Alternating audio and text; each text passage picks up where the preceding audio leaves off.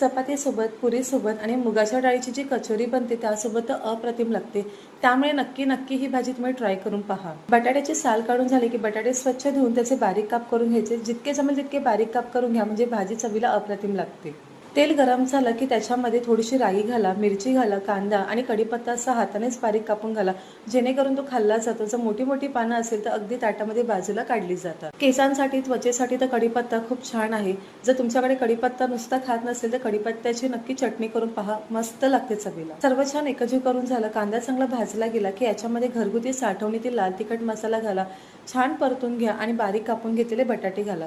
सर्व एकजीव करून झालं की चवीनुसार मीठ घाला आणि थोडंसं पाणी घाला. तुम्हाला भाजी किती घट्ट किंवा थोडी जर पातळ हवी असेल त्या प्रमाणात पाणी घालून ह्याच्यावर झाकण ठेवा आणि भाजी छान शिजवून घ्या. अवघ्या 8 ते 10 मिनिटांमध्ये झटपट अशी आपली बटाट्याची भाजी तयार होते.